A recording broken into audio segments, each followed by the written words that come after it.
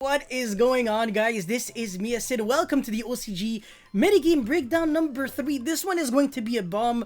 I say this quite often for the OCG, but the reason for that is because the OCG has extremely volatile and aggressive formats, whereas us in the TCG, I feel like since we're getting the, I guess, support and new cards like so much later, it's always like super boring, and there's never anything spicy going on for here in the TCG. Unfortunately, the OCG, I want to say, kind of has it a bit more rough with Maxi running around. The card's kind of disgusting. I actually played some OCG games, and I swear to God, Maxi is really annoying. It actually, I want to say it kills a lot of variety, because it kind of makes sure that if you're playing a rogue deck that needs to special summon a lot, even if you're not doing unfair things, you get countered really fast, because you can't just say, oh, Maxi is like, yeah, just summon like 3 or 4 times and like pass there. No, you basically have to pass there, because when your opponent starts his turn with like 10 cards, you're basically dead. So this is the main number one thing that you always have to keep in mind every single time I make OCG metagame breakdowns,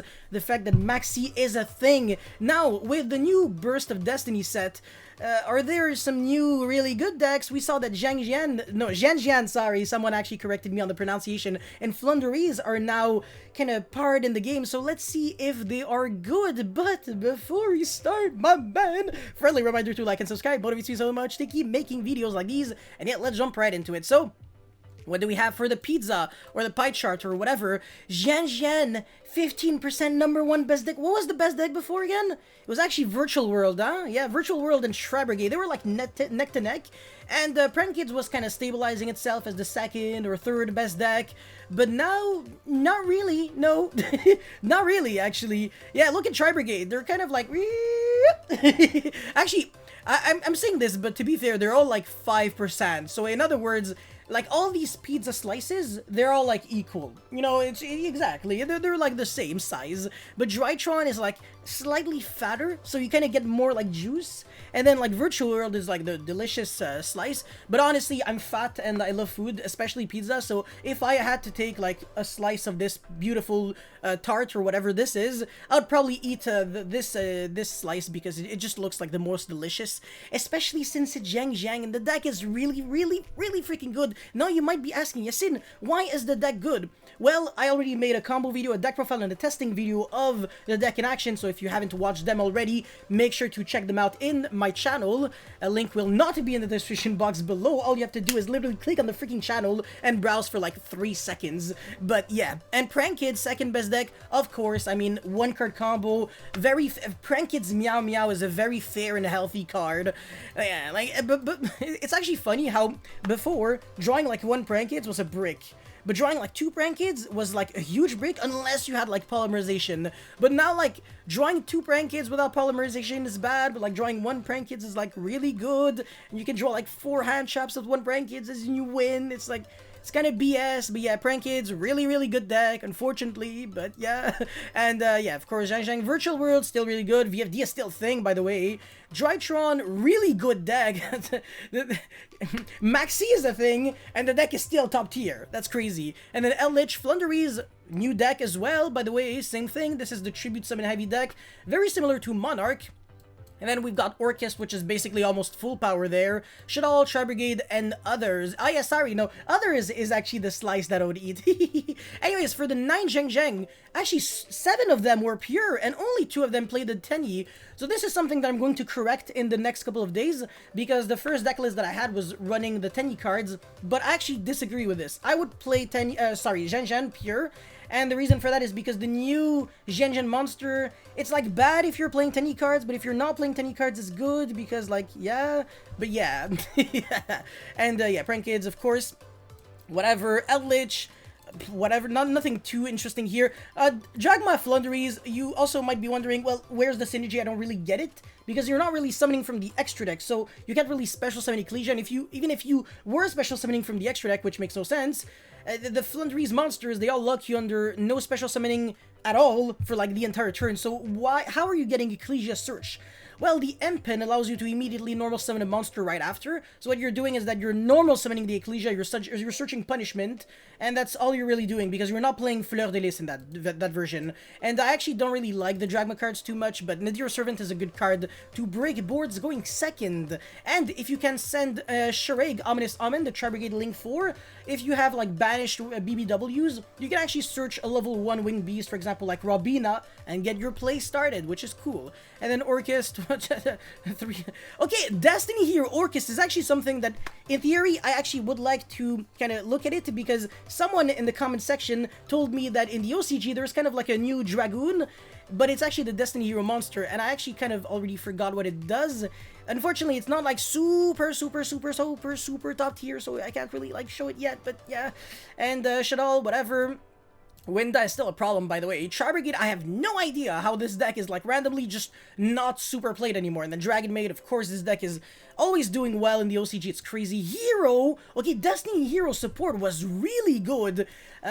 Upcoming Destiny Hero or just Hero videos in general coming soon. 1,000 likes, definitely down. Yeah, Magician, Phantom Pendulum, Phantom Knight, Zephyra, Adamantia, Dragon Link, okay. People are still playing this in the TC. You guys are freaking crazy, man. No LP, that's still tier 1. I beg to differ. I mean, it's good, but tier 1, you're kind of on crack. And yeah, Endymion, Evil Twin, Numeron Generator. Oh, this is so freaking nice. Oh my god. This is what I enjoy playing in the game. If you're wondering what is like not really my playstyle, but I actually just love Generator as a deck. And when you're combining like a very powerful engine like Numeron with like Generator, first of all, there's kind of synergy. There kind of is. And I don't know, it's just beautiful and sexy. I don't know, okay? I don't know. And yeah, add Ignister, blah, blah, blah. Okay, yeah, whatever. Zhen now. Look at this, man. Look at this. So now they actually spam the Living Pancake out of the Synchro toolbox. As you can see, plays a lot of freaking hand traps. Like, what is this? Like 4, 7, 8, 10, 12... Oof, 4 called by the grave-esque cards, whereas in the TCG we have a 1. And yeah, when you think about it, a lot of ways to negate Maxi as well. Called by the grave, cross out, Ash, all that on Maxi, and you're good to go. And yeah, okay, so the 3 level 6 guy that summons the token that makes Baroness de Fleur, so your other plays can like go smooth and not really lose to Nibiru. This is the one that reveals from the hand. This is the one that banishes from the grave. This is like the generator monster that summons from the day. It's kind of like a Lone Fire Blossom. And then obviously the hand traps, blah, blah, blah. This is a Searcher. This is a Monster Reborn. This is Desires. Okay, Instant Fusion is a cool one. It actually summons a level 4 tuner from the extra deck, so it's kind of like an extender. But one thing that this player kind of, I don't know, probably forgot or something, that you can actually play Gold Sark. Someone mentioned this in the comment section, by the way. By banishing the trap card, when this card is banished, you get to summon a level 4 tuner token from nothing, from nowhere. Yeah, I mean, it's a freaking token. But yeah, it's pretty cool. So yeah, I would definitely play Gold Sark in this. Would I play Ghost Bell moving forward? I guess you play 1 for like weird scenarios, and you can also counter it with Cross Out. Makes sense. But yeah, alright, for the extra deck, I'm actually going to be justifying some cards here. First of all, the Harbinger, Draglubion, and Nuremon Dragon package is almost funny. It makes sense because Baxia kind of gets you, like, pretty much the full play. It's really good. Baxia is, like, disgusting. You can destroy, like, a set card and then revive back a level 4, which, like, gets you another token, and then you can make another Baxia and then shuffle back another card, and then you make Dragluban, and then you kill your opponent, and then it's Merry Christmas City. But yeah, why is the guy playing Colossal Fighter, you might ask? This is a really old tech that I actually used to beat a lot of people, and you're not really using it as a beater at all. Okay, so basically you're using its graveyard effect. This is only, by the way, valid in the OCG, so if you're playing in the TCG, this card is garbage, and the reason for that is because you can deck out your opponent with Colossal Fighter. What does Colossal Fighter says? When is it stored by battle? I think it's only by battle. You can target 1 warrior monster in your graveyard, special summon it. This is the effect. It's not like 1 warrior monster except Colossal Fighter. So in other words, when your opponent has a monster that is slightly stronger than Colossal Fighter, what you do under Maxi is that you go attack, and then your monster dies, and then you go effect, and then it goes like revive back on the field, your opponent draws 1, and then you go attack, and then your monster dies, you revive it back, and then you go attack, and then you revive it back, and then you okay, you get the point. But basically, if you have like enough life points to make sure that your opponent draws like freaking 30 cards, you're kind of like good to go if you understand what I'm trying to say. And the only counters are cards like DD Crow and Ghost Bell. DD Crow is not being played, so if you have a card like Crossout Designator, even if you could use it to counter the Max C, I'd actually use the Crossout Designator on a card like Ghost Bell preemptively, since obviously you can't use Crossout on damage step, so I'd preemptively do that, and then they generally have just no counters to it, really. It's, yeah, you know, even Called by the Grave doesn't counter Colossal Fighter, which is kind of funny. But yeah, it's basically just Ghost Bell or Bust. Imperm does nothing. Yeah, Nibiru was like unusable in battle phase. So against like most decks, if you can just crash a Colossal Fighter, you kind of just win the game. It's actually really funny, but yeah. Anyways, for the rest of the extra deck, it's kind of self-explanatory. Crimson Blader is a disgusting card. When you like destroy a monster by battle, until the end of the next turn, I believe, your opponent is not allowed to summon any level 5 or higher monsters. Thing that includes like normal and special. So if you're playing against Lunderies and you can destroy one of their monsters, well, bye-bye tribute summoning, because you cannot do that. Hey. Yeah, Happy Land City. Alright, now let's get into the side deck. Triple Sanctum, the really cool thing about this is that you can either summon the Scythe or the Lancia, and then you can... Yeah, by the way, Lancia is an artifact monster. You can summon it off of Sanctum. Hello, it's not just a hand shop. And yeah, Red Reboot, blah blah blah, when Meister, kind of random, but yeah. Lightning Storm, no Cosmic, Duster, sure. This guy went 7-0, by the way, so he's actually rocking. He went first in a tournament with 60 players. And by the way, something that I kind of forgot to mention, this deck actually loses to Token Collector. So yeah, if you have Token Collector, or well, yeah, undoes them, and if you don't, buy them, because this card is definitely going to see play probably in the side deck. As it's really good against this deck. Really good. Like, your best play is, like, make a rank 4 and pass, which is very bad. But yeah, now for Prank Kids. Alright, what do they have that is interesting? Absolutely nothing. They got 3 Pandemonium, 2 Polymerization, and everything else is, like, very standard. It's always the same freaking thing. 5 Called by the Grave, 25 Hand Traps, billions of raw Prank Kids so you don't break. 3, oh my god, 3 Field Spell, okay, this guy's going all in. 1 for 1, another card that I don't see every single day. And yeah, I mean, that's pretty much it. Had even more hand shops because it's never enough. And yeah, just board breaking cards. I don't want to lose the back row, bro. Freaking 7 cards for back row, jeez, oh my god. Okay, alright, Zombie, okay, Virtual World. Now this deck actually has an extremely good Flunderies matchup. A really good Salamander matchup, although it doesn't really matter because I'm pretty sure nobody plays that deck in the OCG. And yeah, what is interesting about freaking Virtual World when, well, in post-game 1, they get to turbo out Beatrice and then send the Necro World Banshee to activate Zombie World. But this guy, he's way too cool for that. He's not even playing Banshee, he's only playing Zombie World, which I think makes kind of no sense because he would have to hard draw the Zombie World. At this point, I would just do 1 Banshee, 1 Zombie World. It's actually better than doing 2, because it's not like Beatrice was banned anyways, and it's only like 1 extra space.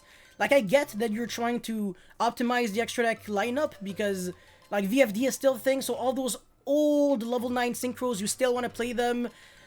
But I mean, like, Ravenous Crocosaur, like, does it ever come up? I don't think so. It's pretty bad. Most of the time, you're not really making Crocosaur. If you can, you're making Shen, so when you're making another level 9...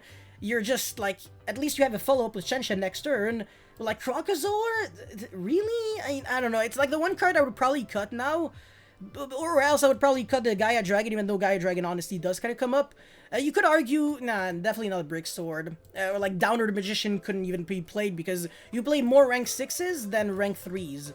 Which is kind of a bummer. But, yeah, and everything else is kind of like a must, unfortunately. Not really like in the TCG because we don't have VFD, so the majority of the level 9 synchros have like no business being there. The only ones that you would play would be like Shen and Vermilion, but like you're not playing Cloud Castle and Ravenous in freaking TCG, definitely not. And I don't see a lot of people on Gaia Dragon either. So yeah, Beatrice definitely should be in your side extra deck, my man. Shirax went 4-3 excluding 1 buy. Finished first in a 2v2 battle. Okay, 29 teams. Okay, interesting. But yeah, I mean, Zombie World is just great, man. It's even good going second because when the Flunderies, they have the trap or like the field spell, they still can't tribute. So it's like a good card when you're going first, and it's a good card when you're going second. Whereas Mask of Restrict, it's a trap card. It's not really as good.